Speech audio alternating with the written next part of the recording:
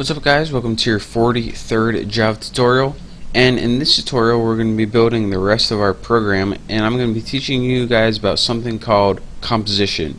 Now what composition means is that it means that a class, and this is the one we're going to be building today, instead of just variables and methods, it can also have references to other objects for other classes. And it could, well, I'll show you guys what it means. So go ahead in our Tuna class. Again, in the last tutorial we built this PotPy class.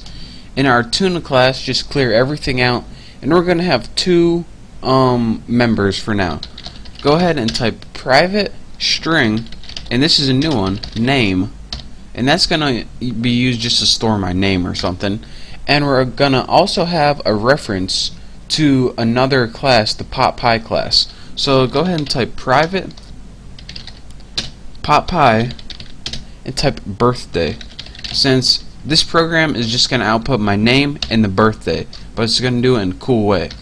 So now that we have two members of this class right here, we have a new name variable and we have a reference to a PotPy object or object. So let's go ahead and, well, let's use it. So the first thing we want to do is build our constructor. So this class is named Tuna, so we have to name our method Tuna, and that's constructor. What this constructor is going to take is two arguments. It's going to first take that string variable that we have, and we'll just name it the name so we don't forget. And we also want a reference to our PotPy date object. So let's go ahead and put PotPy, and let's go ahead and write the date, or you can write the birth date or something like that. And now in the body of our constructor, let's just go ahead and set name, set it equal to the name, and let's go ahead and set birthday that we declared up here, and set it equal to the date. So now we are in sync, we are good to go. But what we want to do now is go ahead and make another toString method. So let's go ahead and put public string toString, and just like we did in the PotPy class, in this method it's going to take no arguments, and for the body we want to return a string, of course. So string format, and for a format, I don't really like when it fills it in for you. You know, I want to do the work myself. And in our format, just go put my name is %s, and that's going to fill in your name. And then let's go ahead and put my birthday is %s. And here's where it gets kind of tricky. Name, birthday. So now, if you guys can understand the next thing I'm about to say, you'll understand the next thing I'm about to say. It sounds easy enough, but you'll understand the key concept of this tutorial. So now, whenever we need a string representation of this, what we're going to do is this. It's going to return my name is, and it's going to look right here to see what it wants to fill in for name. Well, the name was up here, and it's going to be whatever we gave it, passed it in. But for birthday, there isn't a really string named birthday. Birthday is just a reference to the date object.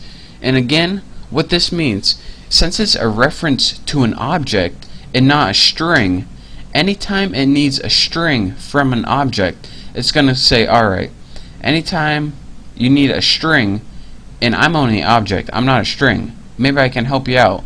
Well, I'll go to my class and I'll go to the toString method, and then I can give you the information that you need.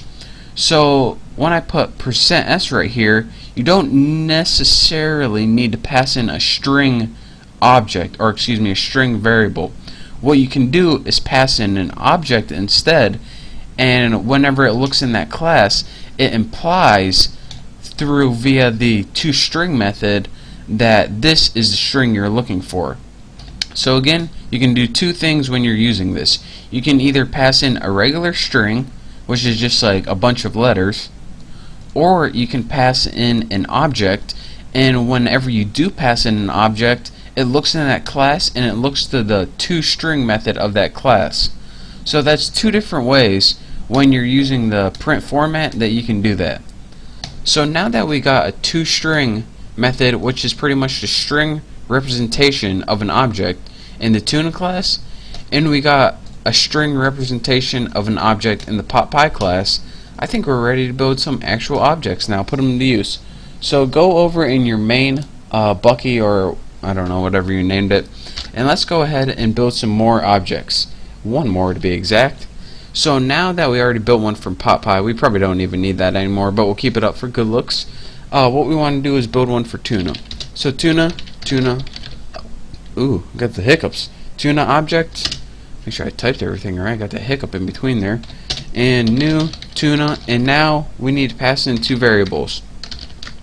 Again, this is going to take two parameters, because look, our constructor takes two parameters. It takes a name and it takes an object.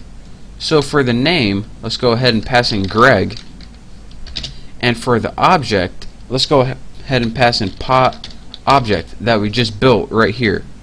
So in order to see what parameters it takes, look in your Tuna constructor and you can see it takes a string and it takes an object. Well, our string is Greg, that's my real name, and our object is pot object, and we just built it up here. Now everyone knows my real name. Oh great.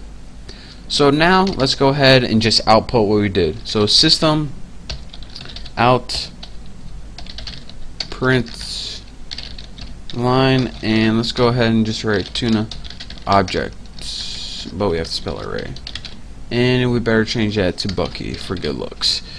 And now let's see, I should be good to go. So let me run this, see how many errors I got, and then I'll talk you through one last time what we did. And it says my name is Bucky, birthday 456. You got it? So in the first line, in line number 3, we built a constructor. In the second line, we built a Tuna object. Well, I guess we built objects in both lines, but here's what it did.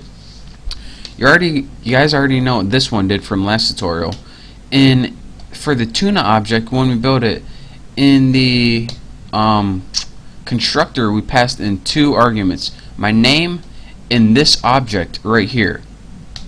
It took the name and set it equal to name, and it took the object and set it equal to birthday, and then it says, alright, just return it in a string format. Well, my name is Bucky, easy enough. My birthday is this object, and it says, alright, how am I going to turn an object into a string? Well, anytime I want to turn an object into a string, I just go to that class and go to the toString method. So again, I'm going to repeat it. Anytime you want to turn an object into a string, it looks to that class in the toString method. So that is your quick tutorial on what the toString method is. And also, again, like I said, this is called composition, and that's referring to objects. Let me show you guys. That's referring to objects in other classes as members. So this was composition right here. So thank you guys for watching. Let's see how much time I got. Oh, just in time. So thank you guys for watching. Make sure to check out my next tutorial. Get out of my White House. And make sure to subscribe to my channel, because, you know, it's the best channel ever. So I'll see you later.